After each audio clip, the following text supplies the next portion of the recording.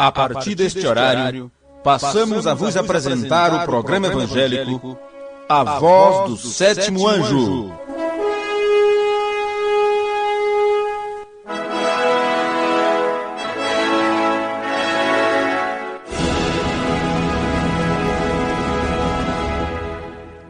Mas nos dias da voz do sétimo anjo, quando ele tocar a sua trombeta, se cumprirá o segredo de Deus, como ele anunciou aos seus servos os profetas. Apocalipse, capítulo 10, versículo 7.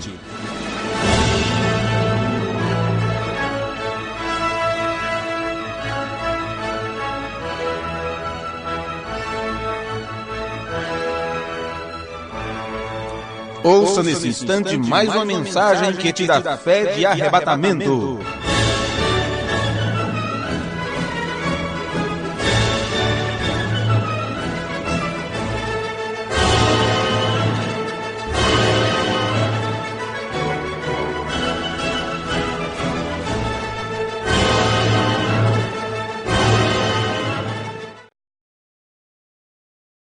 Eu quero vos falar um pouquinho sobre exemplo. E, ao mesmo tempo, eu quero inserir este pensamento dentro do nosso tema sobre a presença de Deus. Pensei muito nisto ontem à noite, pela madrugada, e eu disse, eu não posso voltar atrás disso, então eu deixei de lado o que eu vinha estudando para ver se teremos aí 30 minutos apenas falando sobre exemplo. No livro de João, capítulo 13, versículo 15, um bom momento para lermos este versículo, depois de Jesus ministrar a ceia para os apóstolos, e depois que ele lavou os pés dele, enxugou os pés dele, né? Fez tudo aquilo, ele disse, porque eu vos dei o exemplo, para que, como eu vos fiz, façais vós também. Então, o que é um exemplo? O que é um exemplo? É uma lição. E se você estudou a lição, se você participou daquela lição, então é pedido para você ir na prática agora. Ok, eu expliquei isto, então vamos na prática, vamos tirar a prova dos 9. O exemplo é te dado. Por exemplo, vou explicar. 2 mais 2 é 4. Então, a soma, não é? Ou a inversão dos números, não sei como é que eles dizem bem, não lembro agora, não vai mudar o seu valor. Ok, isso é teoria. Porém, é uma teoria que tem que ser dada na forma de exemplo. Tem que exemplificar para que você veja aquilo. E uma vez que você vê e entende, aí você pode fazer 1 mais 1 mais 1 mais 1 mais 1. É 4. Ou é 1 mais 1 mais 1 mais 1. Eu falei 5. Vocês estão contando mesmo, é? Então, eu fico mais tranquilo. Então, estou prestando atenção. Tá vendo, mamãe? Vocês estão por fora do professor. Ok, veja. Agora, se eu entendi a variação dos números e que depois a soma é a mesma, porque eu aprendi pelo exemplo, aí eu posso colocar 3 mais 1 dá no mesmo, ou 2 mais 2 e dá no mesmo, e assim vai. Então, exemplo é mais ou menos isso. Então, Jesus desejou, ele viu que os discípulos estavam tendo aquele problema de liderança, e um dizia, quem vai assumir o lugar do mestre quando ele se for? Quem vai liderar? E nós tínhamos entre eles vários líderes. Alguns irmãos chamou outro para estar naquela igreja, para estar naquela comunidade. Chamou o primo, chamou o irmão, chamou parentes, né? E eles vieram. Quantos você chamou? Chamei 3 ou 4, eu só chamei 1. Vai ver que Jesus vai escolher ele para liderar. O outro pregava mais. André, você quase não vê falar de André assim, muita coisa de André. Mas o caráter de André era um caráter de líder, de liderança. André, ele tinha peso entre os outros discípulos. Vê? No entanto, Pedro, é inquestionável, né? Aquilo ali para arrancar a orelha de um era 2 palitos, como dizem. Ok? Então, cada um deles tinha a sua particularidade na questão da liderança. Mas o que Jesus queria era que eles primeiro aprendessem através de exemplo, como se comportar para poder levar adiante a sua palavra. E uma das coisas que Jesus ensinou para eles, para que nenhum se sentisse maior do que o outro, foi exatamente isso, o lava-pés, para que eles se humilhassem, cada um assumisse a condição vamos dizer assim, do pior trabalho que existia na época, que era um lacaio, era um lavador de pés, né? E Jesus fez aquilo dizendo: este é o exemplo e eu quero que vocês também pratiquem. Vocês têm que praticar este exemplo. Agora, o Pedro que estava ali, que foi principalmente ele que disse: eu não vou permitir, eu sei que tu és o Cristo, Filho do Deus vivo, e não vou permitir que tu lave os meus pés, um miserável como eu. Em outras palavras, né? Que às vezes você não sabe porque Pedro não queria lavar os pés. Então, Jesus disse: eu preciso fazer isso, é necessário fazer isso. Tu não vai entender isto agora, tu só vai entender isto depois, né? E ele, quando ele percebeu, ele disse: então, me dá logo um banho, aquela coisa toda, vocês sabem. Esse apóstolo, que ouviu Jesus falar de exemplo, ele praticou para que as pessoas, para que eles pudessem ver e depois fazer outra vez, levar o exemplo adiante. Ele, quando escreveu a sua carta, no seu primeiro capítulo, na sua primeira carta, no capítulo 2, versículo 21, ele disse: porque para isto sois chamados, pois também Cristo padeceu por nós. O que é padecer? Sofrimento, sofrer. Como é que se sofre? Como é que se padece? Simples entender isto. Você sabe o que é sofrer o dano? Pagar o preço? Guardar suas razões para si? Negar seus direitos? Deixar de ser aplaudido ou de receber os louros, como diz da Vitória, para que a outra pessoa receba aquilo? Bem, porque para isto sois chamados, pois também Cristo padeceu por nós, deixando-nos o exemplo para que sigais as suas pisadas. Então, seguir pisadas é agir como? É agir de acordo com, agir igual a. Vê? Aí você tem um sujeito oculto, não é assim? Sujeito oculto. Bem, ele nos deixou exemplos para que sigamos suas pisadas, ou façamos como ele fez. Eu tenho várias escrituras, e poderíamos citar todas elas se tivéssemos tempo, onde nos é mostrado nas escrituras que nós temos que ser exemplo para as outras pessoas, exemplo para os demais. E eu quero focar o nosso tema, o nosso assunto nisto, na forma como podemos nos enganar quando tentamos imitar ou ser igual, ou ter outra pessoa como nosso exemplo. Por quê? Pelas Escrituras, nós bem sabemos o que é exigido de cada um de nós. E quando é exigido de nós uma determinada meta pelas Escrituras, nós temos que ter um padrão de medida, uma régua de medida. E este padrão não pode ser outra coisa a não ser o Senhor Jesus. Ele é nosso padrão para a nossa vida cristã. Mas, como as Escrituras nos exigem ser como Cristo, por quê? As pessoas não viram Jesus, mas agora os apóstolos tinham a incumbência de explicar para as outras pessoas como Jesus agiu, como ele atuava, como ele encarava os desafios, como ele tomava atitudes. Porém, as pessoas não viram, não vivenciaram aquilo. Porém, era necessário, vocês podem também ver, que quando foi para colocar um outro apóstolo no lugar de Judas, no livro de Atos, foi concordado entre os discípulos que teria que ser uma pessoa que esteve junto do ministério de Jesus desde o princípio, desde o início até o final. Por quê? Os apóstolos, como testemunhas vivas daqueles acontecimentos, poderiam dizer para as pessoas como Jesus agiu, como ele trabalhou, como ele amou, como ele ensinou. E, a partir dali, as outras pessoas que crescem em sua pregação e assim recebeu a revelação desta virtude de Deus, quem creu em nossa pregação e a quem se manifestou o braço do Senhor. Então, quem cresce na pregação, recebendo então a revelação deste poder de Deus, que é o Evangelho, para a salvação de todo aquele que crê, estas pessoas teriam agora que entender pelas palavras dos discípulos o padrão que eles deveriam seguir como modelo. Mas estes que apresentavam-lhes o padrão que é Jesus Cristo, eles teriam que viver uma vida tal a ponto de não serem uma pedra de tropeço ou serem um empecilho para aqueles que viessem a crer. Tá dando para acompanhar?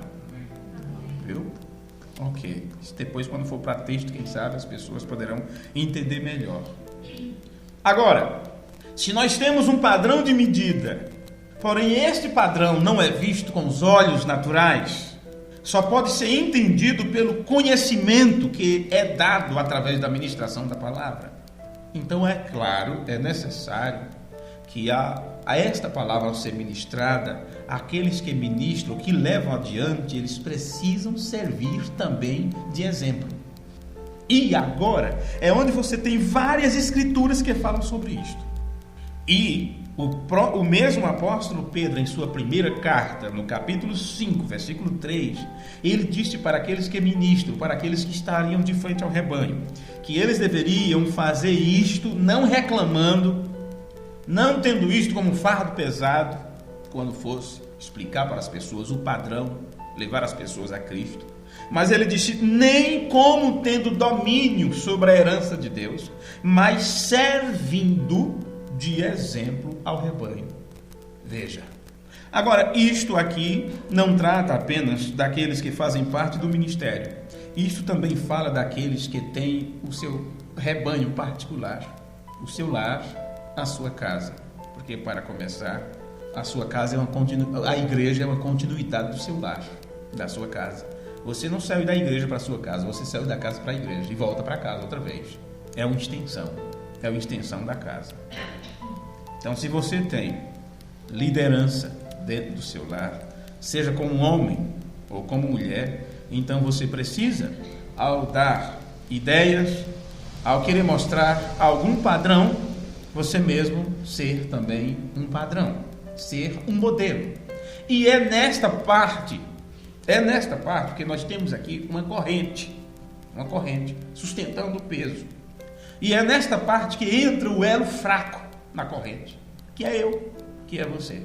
E se este elo é fraco, então toda a corrente ela é forte o quanto que este elo é. Se o elo mais fraco só aguenta 10 quilos, os outros elos da corrente aguentam 1000, não adiantou nada, porque onde está o elo de 10? Você só pode colocar naquela corrente 10 quilos. Aliás, 9, né? Se aguenta 10, não queira forçar a barra. Bote 9. Vê? Mas a corrente é forte, pesa, pode colocar 1000 quilos que ela aguenta, mas tem um elo enferrujado, tem um elo que já está rompido, já está trincado. Já está trincado e só aguenta 10 quilos. Então não adianta colocar 20, porque vai se romper. O problema agora, que eu quero trazer o pensamento de vocês para isso, de forma bem simples, bem sutil, é que quando chega a nossa vez de olharmos um espelho, olharmos a quem nos espelharmos, nós não encontramos um padrão que seja, eu quero ser como fulano, eu quero ser como ciclano.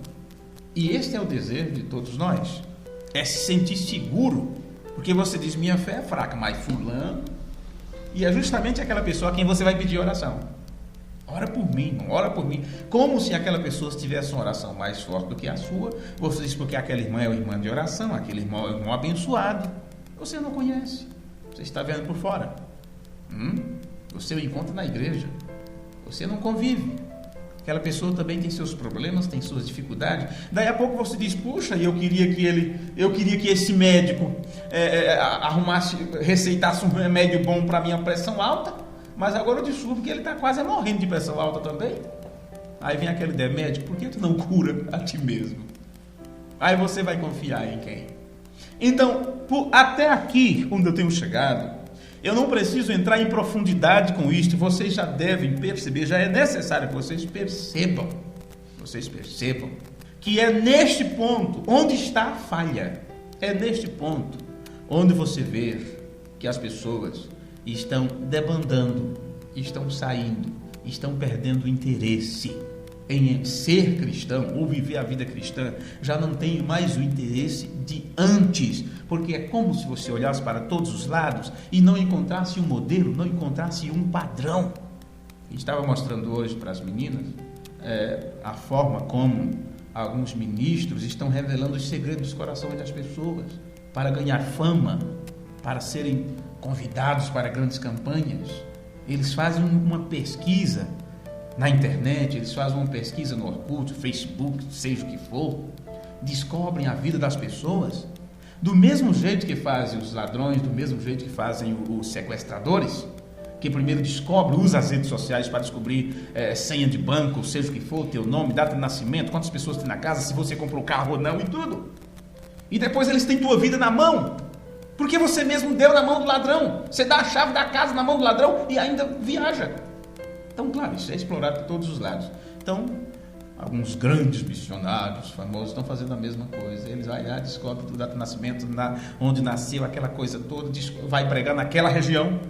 Tipo assim, vou eu pregar lá em Betim, né? Naquela região. E tem aquelas pessoas ali.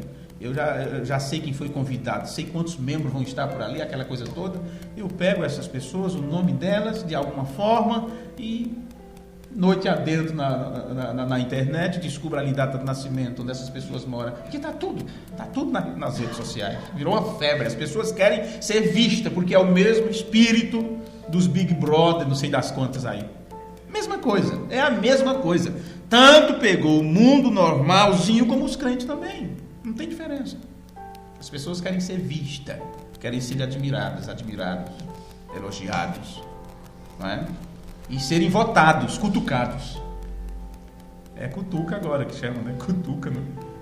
Alguém não me cutucou. Eu ainda não entendi como é que é isso, mas é assim.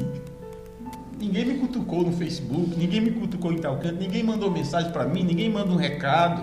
Eles querem ser votados, querem receber votos. Mesma coisa como nos programas que eu nem vou classificar aqui. Mas vocês entendem o que eu quero dizer. Ok. Então, uma vez que ele tem o nome ali de 4 ou 5 pessoas, né, tudo, na hora da reunião ele começa a revelar o segredo. Faz um parrapapador, enrola a língua para lá e para cá, e chama a pessoa a ficar de pé e diz o nome da pessoa, seu nome é tal, entendeu? Você mora em tal rua, você mora em tal cidade, essa pessoa que está ao seu lado é sua irmã, já viu todas as fotos no álbum? Vê? E as pessoas começam a emocionar, a chorar.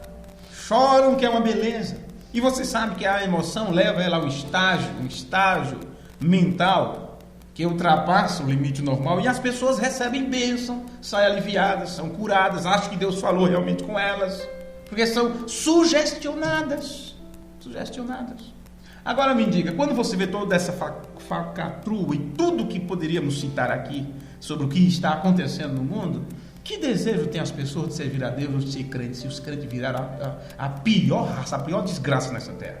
Me diga.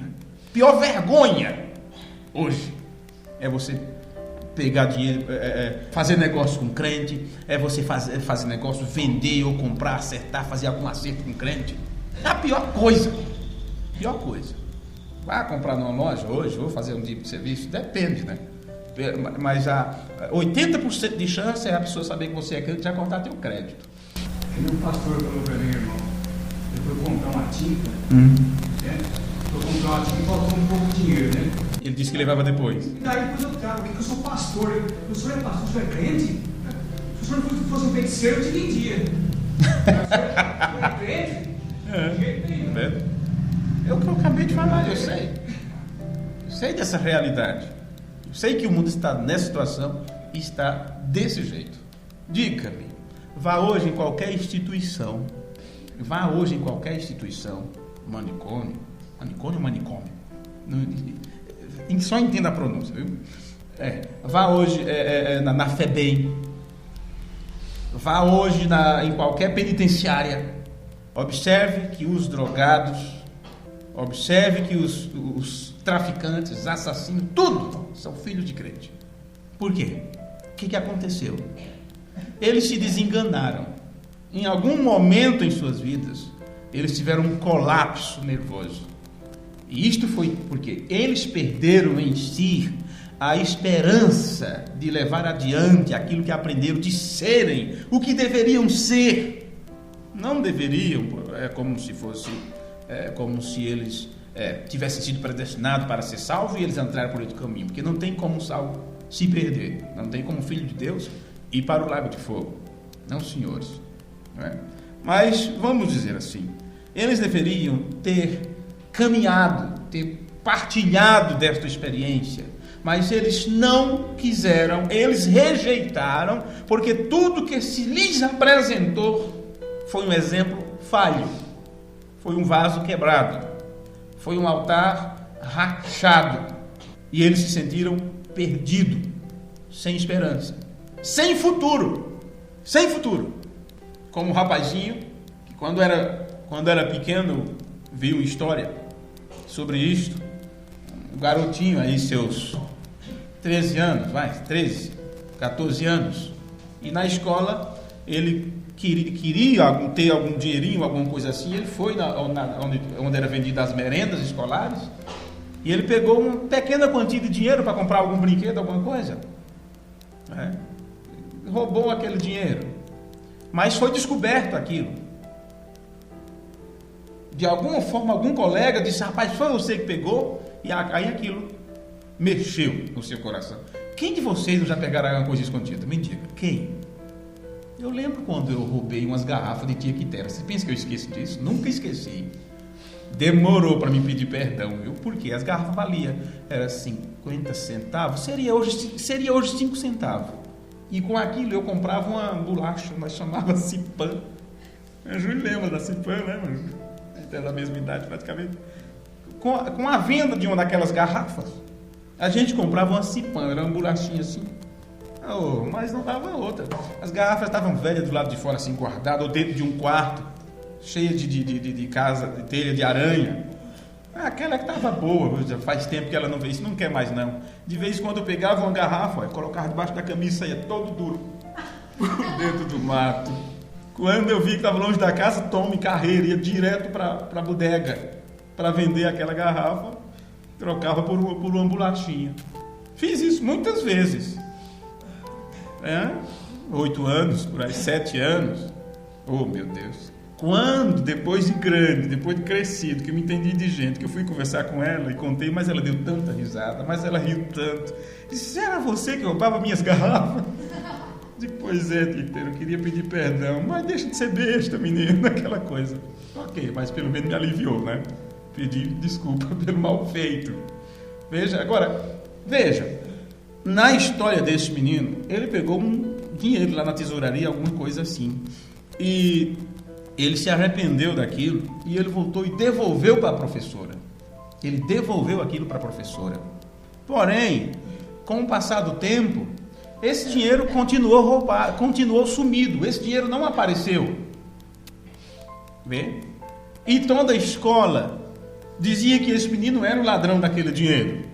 E ele foi conhecido como marginal. Sabe aquela cidade pequena que todo mundo conhece todo mundo e que o povo são bem tradicional, aquela coisa toda? Ele ficou como sendo marginal, que não teria futuro, que ia ser um traficante, aquela coisa. Já preveram todo o futuro daquele guri. Mas ele devolveu o dinheiro. Mas quem acreditaria se ele dissesse que devolveu? Só que na outra semana estava a professora com uma saia xadrez novinha. Quem ia acreditar no menino que a professora, quando ele devolveu o dinheiro, ela aproveitou, fazia tempo que ela estava de olho nessa saia bonita, ela aproveitou, comprou a sua saia e deixou que o menino, você sabe que quando tem menino e cachorro, os adultos não levam a culpa, né? A turma sempre dizia isso. Quando tem menino e cachorro, os adultos não levam a culpa. Pois, quem ia acreditar no menino ou na professora? Continuou todo mundo sabendo que aquele menino tinha roubado. Ninguém acreditaria se ele dissesse que devolveu o dinheiro. Somente seu melhor amigo sabia. Quem poderia acusar? A professora. Agora, a tristeza dele ao contar isto, dizendo: como eu podia entender? Nunca esperava que uma professora poderia fazer uma coisa como esta. O que é isto? Você imagina a confiança que ele tinha na professora? Nos tempos antigos, a professora era como uma mãe. Seriedade, né? Firmeza. O que um professor ensinava, aquilo era partilhado por todo o tempo. Minha professora disse isso, que eram pessoas de respeito. Aquela criança ficou decepcionada. O seu futuro foi complicado. Ali ele parou com o estudo, ali ele não acreditou mais em ninguém. Já não tinha uma boa família, não é? Já não tinha dentro de casa, vamos dizer assim, uma sustentação, um poste de segurança. O poste eram os professores. No entanto, a professora fez isso, decepcionou para o resto da vida. Morreu esfaqueado, depois de adulto, esse rapaz, numa briga de bar. Mas ele aí, com seus 15 anos, contando isso, chorando, era triste. Triste. Perdeu a confiança, porque aquela pessoa que deveria ser um exemplo, desbaratinou. E aí você diz, eu vou confiar mais em quem? E é aí que muitos desistem. Não nadam mais. Se fulano morreu afogado, se o outro morreu, a praia está longe ainda, eu vou desistir. E ali mesmo se deixa afogar. É mais fácil do que continuar lutando, porque afinal de contas, é ou não é uma batalha? É ou não é? Ou já esqueceram que pregamos aqui sobre a luta entre o bem e o mal? Quase 16 cultos sobre esse tema. Está ainda disponível para aqueles que desejarem ouvir a luta, a batalha entre o bem e o mal. Vê? Você olha para as pessoas, você tinha confiança, e estas pessoas são as mais que te decepcionam. Então, que exemplo você vai seguir depois disso? Aí você diz, e o que fazer? É este ponto que eu quero chegar a vocês. Nada disso deve, apesar de ser um grande entrave em nossas vidas, isto não pode servir de modelo de desistência. Porque o pai desistiu, a mãe desistiu, a professora desistiu, ou o pastor desistiu, ou fulano caiu, ou o outro arriou para o outro lado, ou o outro te envergonhou. Estas pessoas, teu pai, tua mãe, teu irmão, o missionário, seja o que for, estas pessoas não podem te servir de exemplo porque são tão falhos quanto você. A tua esperança, confiança não pode estar no homem. Todos aqueles que confiaram no homem se atrapalharam, falharam, morreram. O que a Bíblia nos diz? Jesus Cristo deve então ser o nosso padrão, ser o nosso modelo. E durante a tua trajetória, se todos falharem, se todos caírem, Jesus caiu? Jesus falhou? Ele em algum momento deixou de ser o nosso padrão? Não, senhores. Então o que aconteceu?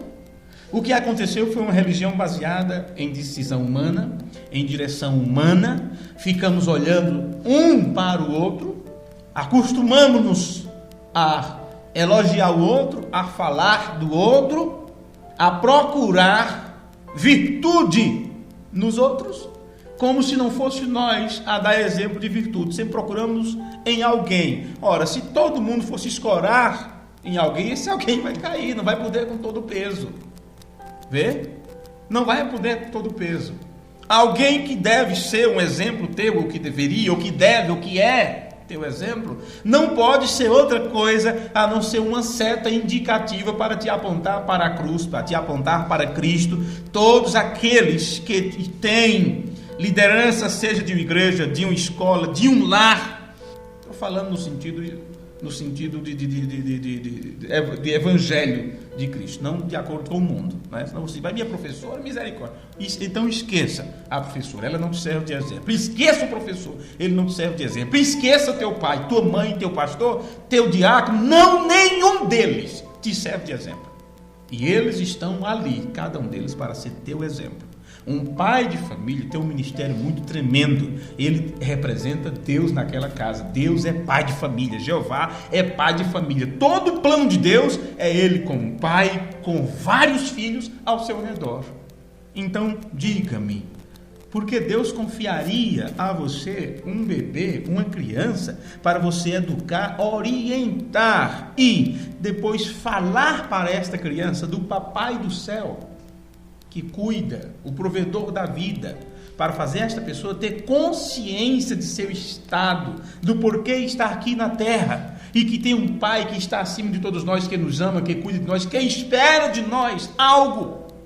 e espera, não como eu vou ver se ele consegue, ele nos dá condições de sermos o que devemos ser.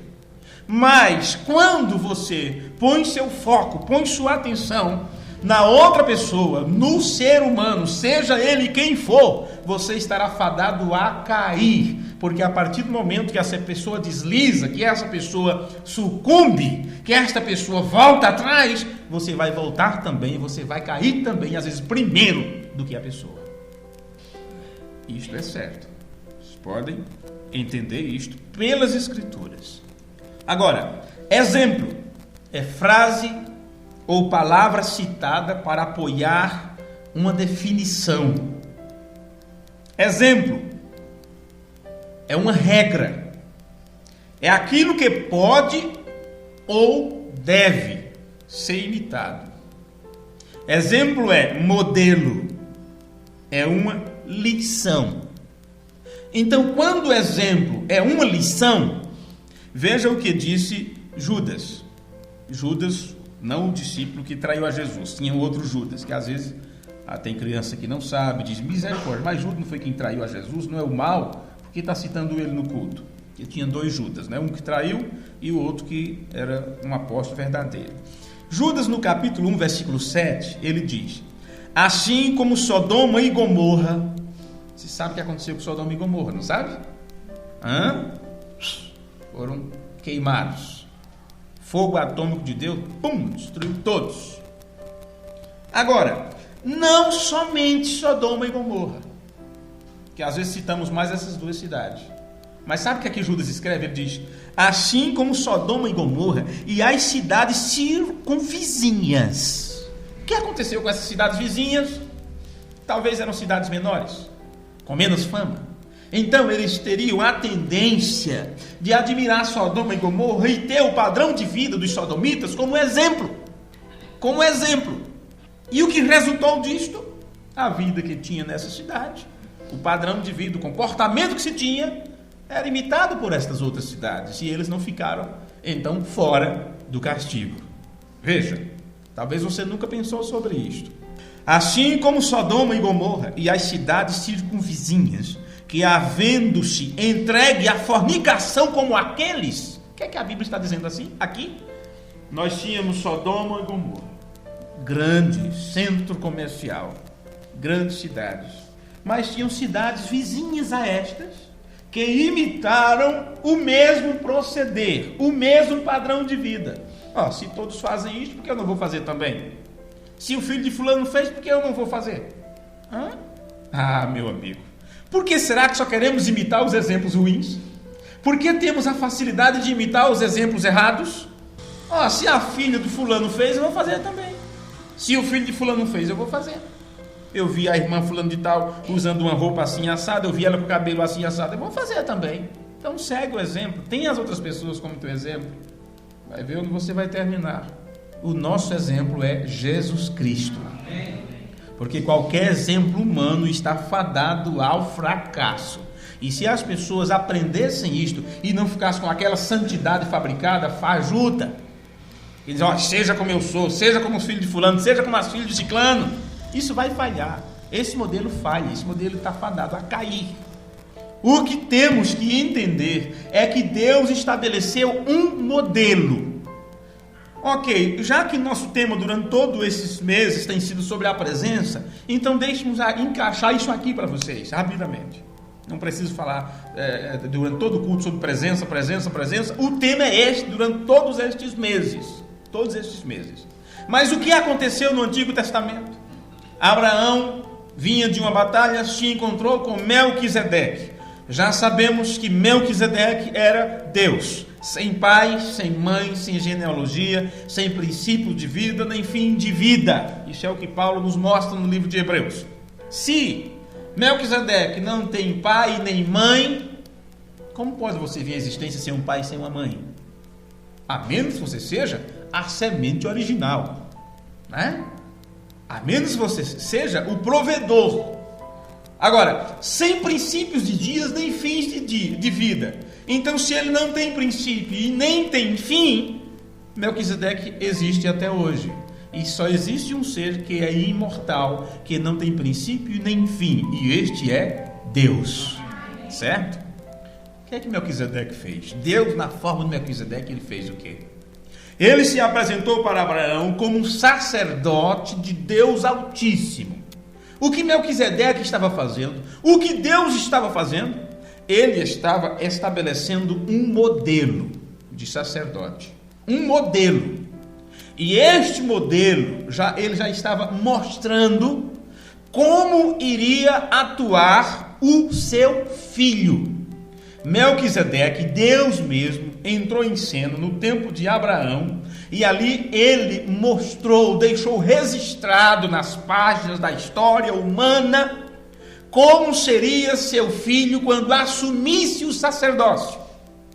Seria segundo a ordem de Melquisedeque. E esta palavra, segundo, nas Escrituras, é de acordo com, de acordo com, igual a. Então foi dito para Jesus: tu serás sacerdote para sempre, de acordo com a ordem de Melquisedeque, segundo o que estabeleceu Melquisedeque, ou conforme o exemplo estabelecido por Melquisedeque. Então Deus entrou em cena e estabeleceu o modelo. E este modelo, ou exemplo, seria seguido por Jesus Cristo. E agora, Jesus Cristo entrou em cena. E ele, como sacerdote, sumo sacerdote diante de Deus, o qual se compadece das nossas fraquezas, diferentemente de nós. Agora, se Melquisedeque estabeleceu o modelo sacerdotal, e Jesus Cristo levou adiante este modelo, na plenitude dos tempos, Deus enviou seu Filho, o sumo sacerdote que pode se compadecer das nossas fraquezas, e ele então foi o modelo para todos os outros filhos. E esses outros filhos são chamados de sacerdócio real. Agora Jesus, seguindo o exemplo de Melquisedeque, ele é o sumo sacerdote que se compadece das nossas fraquezas. Mas nós, quando chega a nossa vez de exercer o sacerdócio como filho ou como filha de Deus, nós nos compadecemos das fraquezas ou usamos a fraqueza dos outros como trampolim, como o fariseu fez? Está vendo, né, senhor? Olha como está esse publicano infeliz aí, ó. Ele não faz isso, não faz aquilo. Eu te agradeço, meu Deus. Olha, eu não sou desse jeito, não. Quando chega a nossa vez de exercermos o nosso sacerdócio, que exemplo nós tomamos?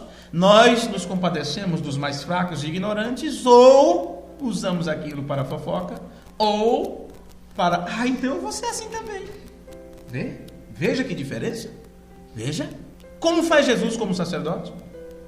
Ele desceu à terra para sentir o que nós sentimos, vivenciar o que nós vivenciamos, e a Bíblia diz que ele em tudo foi tentado, porque cada um chega com uma ideia diferente para você, é uma tentação. Cada nova moda, cada novo modelo, seja de palavra, de roupa, de ditado popular, de conversa, seja de apresentação, seja do que for, torna-se uma tentação, porque você é tentado a imitar, a viver aquilo também, a encarnar também aquele personagem. Agora, estamos imitando uns aos outros? Sim. Estamos imitando a Cristo? Não, senhores. Mas quando Paulo disse, sede meus imitadores, ele estava dizendo o quê? Sede meus imitadores, porque eu estou imitando a Cristo, ou eu estou pisando onde Jesus pisou. O que Paulo estava dizendo era, não se sinta seguro por ser como eu. Não pense que eu sou tão santo assim, a ponto de vocês possam dizer, eu quero ser como o irmão Paulo, eu quero viver como o irmão Paulo. Disse, eu não tenho em que me gloriar, só se for de minhas fraquezas, só se eu me gloriar das minhas misérias. Do que eu tenho que me gloriar? O que eu tenho que Deus não me deu, que Deus não me tenha dado? Veja, agora, a tua segurança em imitar a Paulo é porque Paulo está te ensinando como imitar a Cristo. Aí as pessoas ficam com Paulo, aí as pessoas ficam com o irmão Brana, aí as pessoas ficam com fulano, as pessoas ficam com ciclano, eu vou fazer como ciclano, eu vou usar daquele jeitinho, vou fazer daquele jeito, vou fazer daquele jeito. e se esquece de imitar a Cristo, o padrão, o modelo, do qual todos os outros modelos saem. É aqui onde está a falha. É porque nós tentamos imitar um ao outro, queremos ser uns com os outros, queremos estar baseados em experiências humanas. Paulo teve uma grande experiência com Deus, cada um dos mensageiros teve uma grande experiência com Deus, William Branham teve uma grande experiência com Deus, mas nós precisamos ter a nossa experiência também. A vida de nenhum deles te levará para o céu, e eles deixaram bem claro: não fui eu que morri por eles, disse Paulo. Não fui eu que morri por eles. Então nenhum deles é nosso exemplo, em um sentido, entenda bem o que estou dizendo.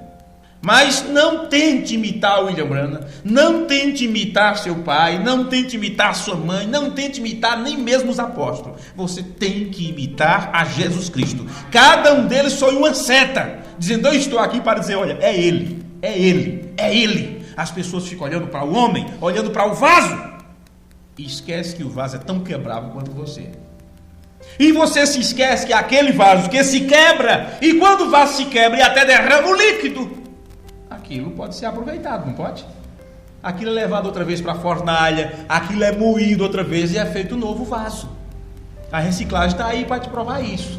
Se no natural é assim, é a mesma coisa no espiritual. O problema é que você vê vasos quebrados e você diz: ei, perdeu-se tudo, agora eu vou morrer de cedo, não tenho onde beber mais água. E esquece que Deus pode restaurar vasos. Deus pode restaurar vasos. Tanto é que a nossa oração deve ser: quebra-me e faça de novo, não é? Quebra-me e faça-me de novo. Veja, meu Deus, eu estou... Você sabia que no pequeno padrão aqui de rascunho que eu trouxe, eu tenho 9 páginas. Eu estou na primeira página. Estou na primeira página, chegando no final do culto já. Tenho 9 páginas aqui. Vê? Ok.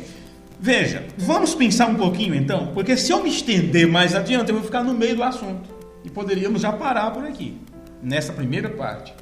Então tá, pense comigo, porque eu não quero esquecer disso. Eu falei de Melquisedeque, Deus que desceu naquele tempo para nos dar o exemplo, certo? Tá, eu não posso esquecer disso, por isso que eu estou frisando. Eu já estou nessa idade de, para poder não esquecer de uma coisa, vou anotar, eu tenho que estar falando aquilo que estou anotando. Você está me passando o número 5, eu estou anotando o 7. Então eu tenho que estar falando 7 para poder escrever daquele jeito. Cabeça falhando já, o HD está precisando ser reiniciado de novo, né? Observe. Deixe-me então me demorar só alguns minutos nessa parte. E quem sabe outro culto a gente conclui. Assim como Sodoma e Gomorra e as cidades circunvizinhas, que havendo-se entregue à fornicação como aqueles, e ido após outra carne, foram postas, por exemplo, sofrendo a pena do fogo eterno. Nós temos uma cidade que estava em pecado e outras cidades que se assemelharam a ela, tomaram aquele exemplo, viu? Então, o fogo veio para esta e veio para essas também. E Deus deixou isto para nós como exemplo. Porque um exemplo é isso, é uma definição. Deixe-me ler outra vez isso aqui, para poder você entender o que eu estou dizendo. Exemplo, frase ou palavra citada para apoiar uma definição, uma regra, um modelo, uma lição. Então aqui estava Sodoma e Gomorra, as outras cidades que a imitaram disseram: também vamos ser assim e tal. Foi muito fácil pegar o espírito, né? Muito fácil imitar, porque parece que tudo é mais bonito, tudo é mais solto, tudo é mais leve. Não tem ninguém que te prenda, não tem nenhuma proibição. E você parece que vive aquilo com intensidade. É como um cometa, né? Aquele raio de fogo, ele está queimando energia. Ele vai parar um dia. Esses levantamentos meteóricos, né? É como um fogo. Faz bum, pronto, acabou. E aí, o que é que você fez da sua vida? O que é que eu fiz? O que é que adiantou? Foi tão rápido? Foi só um brilhozinho ali? Eu pensei que eu tinha tudo. Adquirir tudo. Veja, todas essas pessoas que adquirem fama e popularidade, que são aclamadas, que a multidão grita, que aplaude, aquela coisa toda, aquele brilho, são chamados o quê? Estrelas, né? Estrelas. E são mesmo. Estrelas caídas, são estrelas. Mas que brilho isso tem? Que brilho tem? Eles têm tanto brilho, eles têm tanta vivacidade no pulo e no grito, que aquilo é na força da droga e da bebida, que saem dali já vai injetar veneno nas suas veias, né? E aí quando morre de overdose, aí vão rezar Ave Maria, Padre Nosso, colocar vela, aquela coisa toda, e colocar poste. Aí pronto, aí não morre. Morreu assim no natural. No espiritual fica eternizada, não que seja eterno, que eterno não tem fim. Mas, vamos dizer assim, fica para sempre, já que para sempre é um espaço de tempo. Fica para sempre na mente das pessoas. Aqui ele fica vivo. Que aqui não é uma pessoa. Uma pessoa jamais conseguiria fazer isto. Ele é um espírito.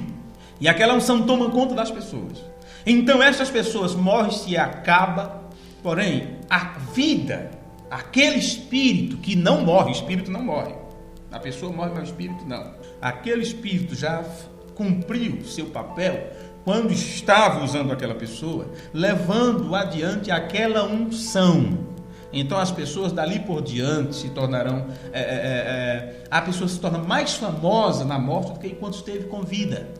E aí é foto, camiseta, boné, chaveiro, é aquela coisa toda, e a música e tal, e tudo. E aquilo cresce, poste, fotografia e tal. A pessoa já está no inferno há muito tempo, mas aquele espírito está ganhando vida, está agora com milhões e milhões de pessoas na ficha, né? Porque as pessoas se tornam adeptos, adoradores, seguidores.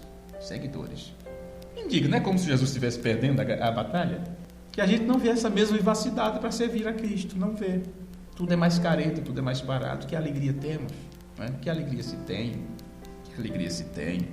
Pois bem, Sodoma e Gomorra. Olha, eu estou ficando só nesse versículo, é o suficiente para concluir. Sodoma e Gomorra foi queimada. As cidades que imitaram seu modo de viver também foram queimadas. E Deus ainda deixou isso bem registrado para nosso exemplo, como uma lição. Se seguir o mesmo caminho, terão o mesmo fim. Este é o exemplo que é dado pelas Escrituras. Agora, Judas escreveu sobre isto. O apóstolo Pedro também, na sua segunda carta, capítulo 2, versículo 6. E condenou a destruição às cidades de Sodoma e Gomorra, reduzindo-as a cinza e pondo-as para exemplo aos que vivessem impiamente. Então, os que vivem em impiedade já tem um exemplo. Quer dizer, como eu vou ser? Qual será meu fim? O que resta do meu futuro? É assim, se seguir a mesma linha, seguir o mesmo caminho, vai terminar do mesmo jeito. É a força da atração, não tem? E diz que os opostos se atraem. Se os opostos se atraem e levarmos isto para a lei espiritual, então se eu sou filho de Deus, será que eu só posso ser atraído pelas coisas que é do filho do diabo? Olha que coisa! Poderíamos estudar isso um dia. Se há atração maior entre os opostos, então por que é que os filhos de Deus... Então os filhos de Deus só podem ser atraídos pelas coisas do diabo? O que Deus tem para nós não é suficiente? O amor de Deus não é suficiente? Ninguém me ama, ninguém gosta de mim. O amor de Deus não é suficiente? O cuidado de Deus não é suficiente? Eu tenho que ser atraído por outro cuidado? O evangelho puro não é suficiente? Eu tenho que pegar também o evangelho adulterado? A realidade de Deus não é suficiente para mim? Eu tenho que ir atrás de uma sombra? Tenho que enganar a minha consciência? Enganar a mim mesmo quando eu sei o que é certo? Digo, não, mas eu fazendo assim, tá bom, eu já estou fazendo uma partezinha. Eu tenho paciência, né? Vamos ter paciência. Paciência, não é possível, gente. Não pode. Ok, os opostos se atraem, mas não vem me levar isto para a lei de Deus, não. Para a lei de Deus, não, porque de acordo com as Escrituras, ok.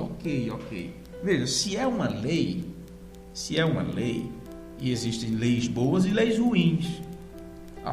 Eu não vou entrar aqui em detalhes sobre as leis que governam o universo, mas existe a força de atração e força de repulsão, e poderíamos encontrar uma variante entre um e outra. Quanto mais você corta o bolo, a fatia, né? Mas tem dois lados.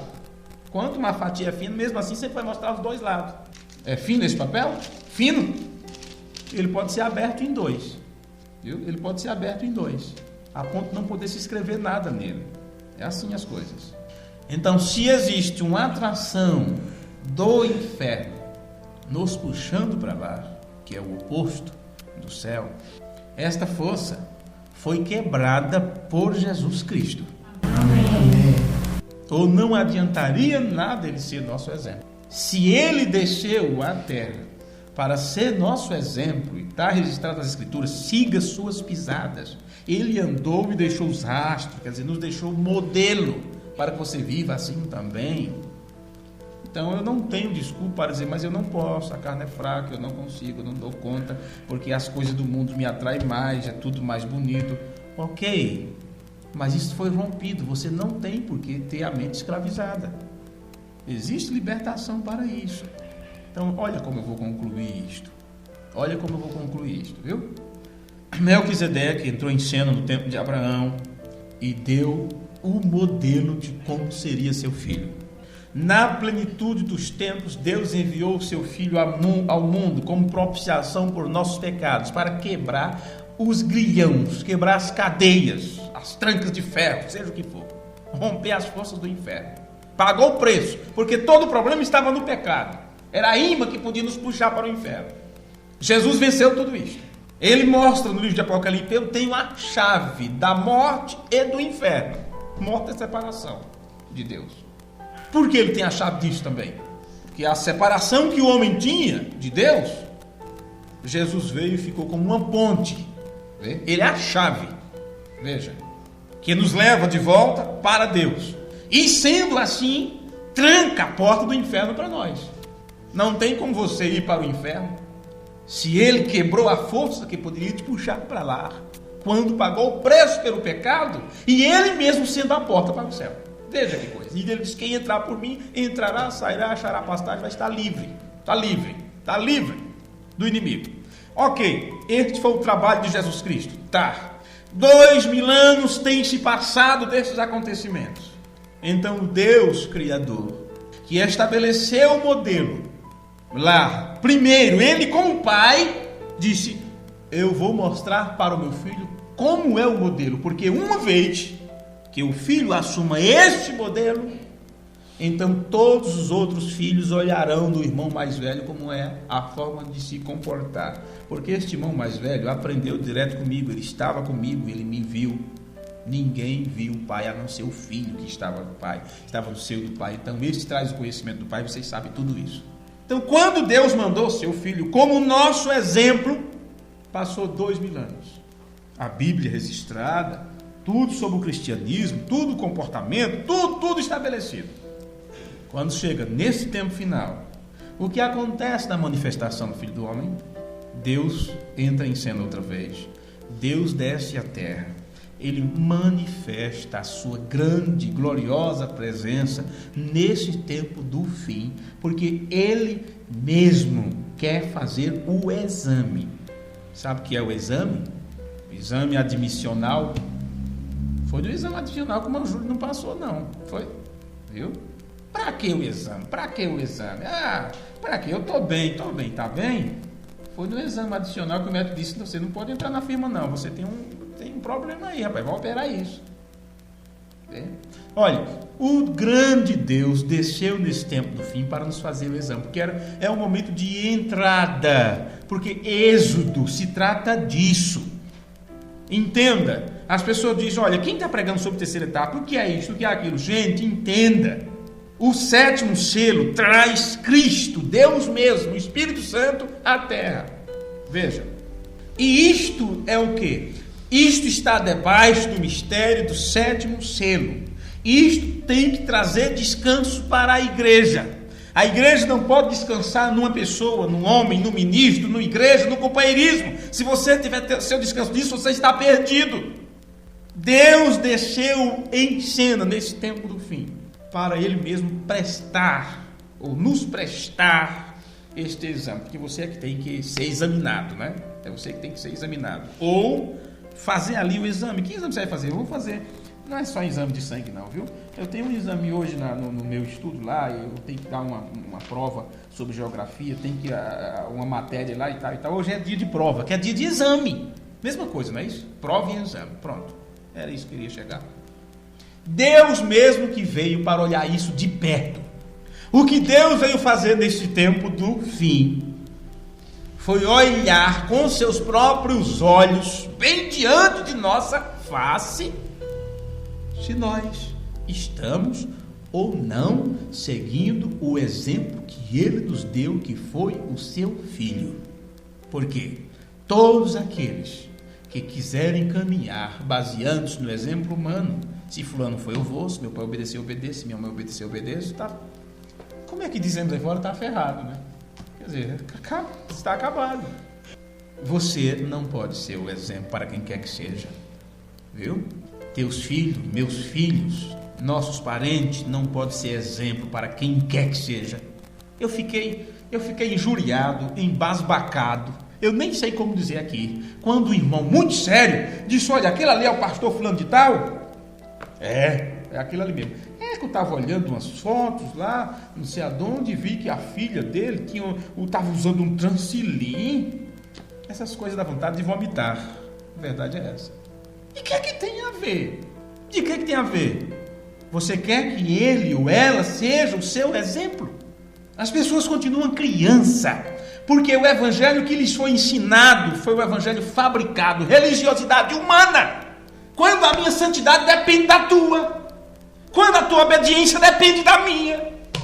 E se eu não obedecer, e se eu não me santificar, você está perdido, está no inferno, porque você colocou sua confiança em mim. Então não passamos de moleques medrosos assobiando diante do cemitério para dizer que não está com medo. Estamos perdendo o nosso tempo, porque tudo que foi ensinado, tudo que foi explicado, foi tudo de água abaixo, ninguém entendeu. Ninguém entendeu que temos que voltar para as Escrituras, que temos que andar como Jesus andou, não como quem quer que seja. Quando é que as pessoas vão ter Jesus como modelo? Olha, quem de vocês já viu uma história? Como é o nome daquele, um filme antigo daquele homem que viaja no futuro? Vocês lembram? Peguei com vocês um tempo. Sim, ele inventou uma máquina e aquela máquina podia levar para tanto tempo no futuro. Eu não lembro agora. E aquele filme foi para nos dar uma lição muito grande, nos fazer pensar. Ele aqui, daquele crente, digamos, dos anos 1800, tempo da santificação austera, dura, né? E ele pôde vislumbrar pela história, digamos assim, 50 anos no futuro, 100 anos. E quando ele viu a sociedade da forma que está em nossos dias, ele ficou doido, não é possível. E ele disse, então, a forma que eles estão vivendo é por causa do evangelho que foi multiplicado lá atrás, quando as pessoas começaram a colocar padrões humanos e não de Deus. Porque se quando dissessem para nossos filhos assim, olha, quando você falasse, eu posso fazer isto? Não pode. Mas como pode? Não pode, aqui eu sou seu pai, eu sou o dono da casa e tal, e tal, e tal. Então, o que acontece? Nós estamos estabelecendo o nosso padrão. E esquecemos de mostrar para os nossos filhos, para a nossa juventude, o padrão de Deus, o amor de Deus. De mostrar pelas Escrituras, olha, Deus, o Criador, Ele diz isso e isto e isto em sua palavra. Não é porque fulano briga. Acontece que nós somos acostumados a obedecer, somos acostumados a ser crente, porque o irmão fulano, se me vê desse jeito, já vai contar, vai falar da minha vida, já vai dizer, olha como está fulano, olha como está ciclano, olha a filha de fulano, olha o irmão fazendo isso e isso. Então somos acostumados a nos padronizar a nossa vida de crente baseado no que as pessoas veem em nós. Isto é o cristianismo falso, barato, amaldiçoado. E é por isso que as pessoas estão voltando atrás, estão dando para trás, como dizem, que é da marcha ré. Estão andando de costas, se afastando cada vez mais da verdade, se afastando cada vez mais da pureza da mensagem, porque foram ensinados a obedecer por medo, por temor, por fofoca, com medo das pessoas, e descobriram duramente que aquele amor, que aquela compreensão é apenas fachada, falsidade. Na verdade, na primeira oportunidade, estamos prontos, como qualquer um mundano, a condenar, enterrar, sacrificar, crucificar e matar as pessoas. Somos bons em dizer, olha, o irmão estava assim, o irmão falou isso, o irmão fez aquilo, o irmão está vivendo assim, mas não somos bons em dobrar nossos joelhos de madrugadas e orar pelas pessoas. E às vezes, quando pedimos oração, é de uma forma egoísta, maliciosa, com maledicência, Quando os mais irmão Pedro, sabe o que aconteceu? Rapaz, vamos orar para o irmão fulano, viu? O que aconteceu? Ih, você nem sabe. Pelo amor de Deus, cale sua boca, passa um frete-quer, um ri-ri, um zip. Queime sua língua.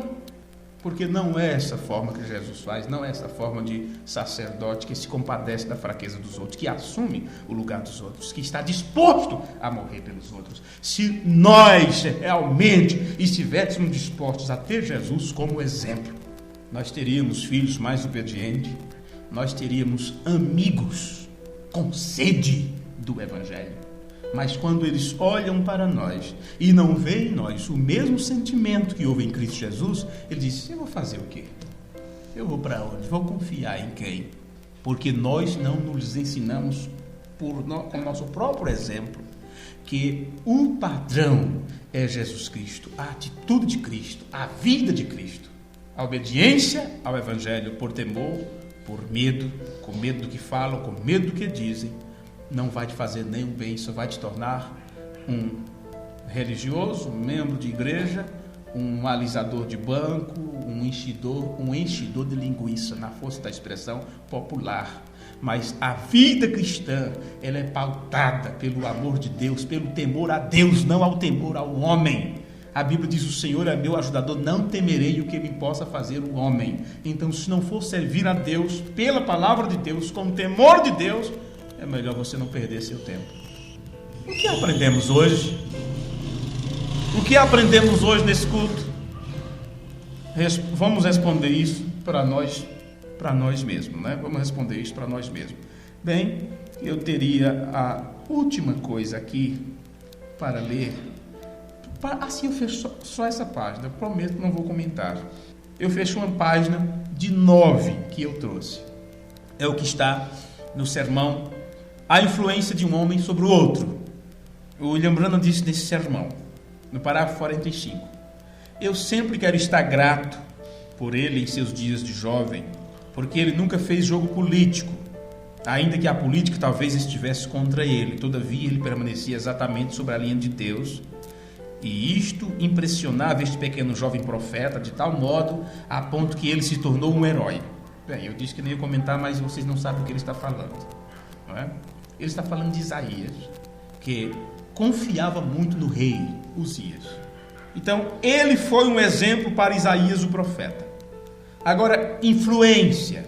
Nós verificamos que a vida de Uzias influenciou este profeta a tal ponto que Uzias construiu muros e fortaleceu a si mesmo e tomou de volta dos filisteus as terras e possessões que pertenciam a eles, e assim por diante, até que sua fama se espalhou até o Egito. E eu lhe digo, de todas as crônicas dos reis, não houve nenhum deles, a não ser Salomão, que se propagou como Uzias. E por quê? Porque ele estabeleceu um exemplo, Uzias. Ele permaneceu com Deus. Não importava o que as pessoas pensavam, o que alguma outra pessoa pensava, o que seus políticos que tentavam influenciá-lo. Ele permaneceu diretamente com Deus. E Deus o abençoou. Isto foi uma grande ajuda para este jovem profeta. O rapazinho olhava para o rei, que temeu, que teve Deus como exemplo, teve a palavra de Deus como padrão. O jovem começou a olhar para esse rei. O jovem profeta Isaías: olha que homem admirável, olha que vida, e Deus como abençoa, e como ele é temente. E esse jovem profeta, ele se sentiu seguro pertencer ao grupo do rei, aí está próximo do rei. Mas o que aconteceu? Quando Deus tirou Uzias de cena, Isaías: e agora o que é que eu faço? Cadê meu exemplo? Cadê minhas forças? Vou seguir a quem? Vou admirar quem? Então ele entendeu tudo errado. Ele entendeu errado, como nós entendemos errado muitas vezes. Se aquele homem foi vitorioso porque ele tomou a palavra de Deus como exemplo, então este jovem profeta que viu aquilo, é aí onde está a questão. Sede meus imitadores, que eu estou imitando a Cristo. É essa a questão. Aquele jovem profeta, ao ver que aquele rei era abençoado por Deus, porque ele foi temente a Deus, então esse jovem profeta teria que olhar aquilo e também procurar ter a mesma experiência com Deus que aquele rei teve. Entenderam? Acho que isso fecha o tema, não fecha? Aí o que acontece? Isaías então teve que correr ao templo para ter uma experiência com Deus.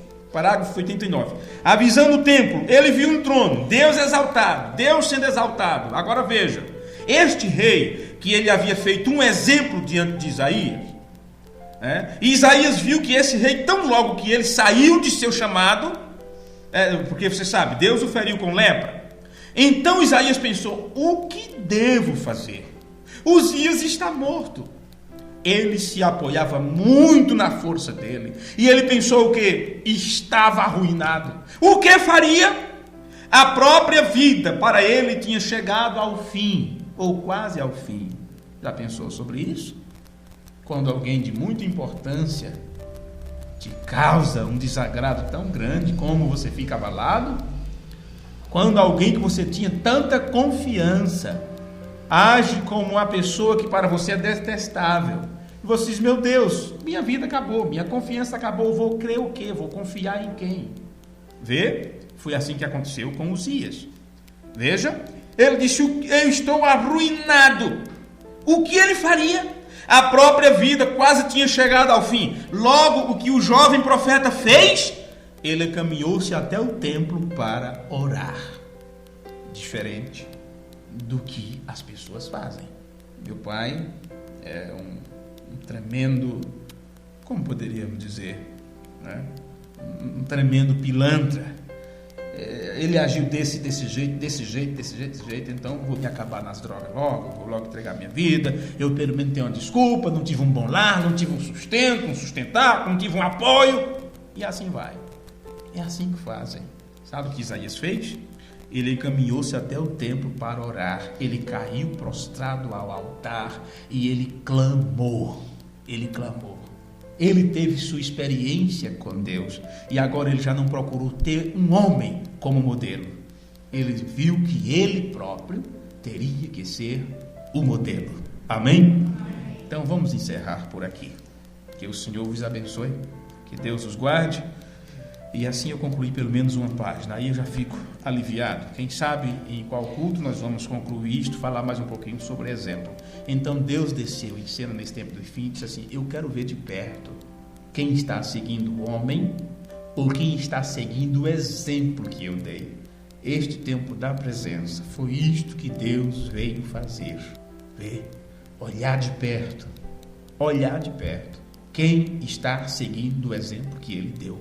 Porque se Deus nos deu um padrão, por que vamos olhar um para o outro para procurar quem eu posso ter como padrão? Qual o irmão que eu devo imitar? Qual é a jovem que eu devo imitar? Vou me vestir como quem? Vou agir como quem? O que Deus disse? Você tem que olhar para Jesus, autor e consumador da sua revelação. Amém? É isso que você tem que fazer. Fiquemos de pé.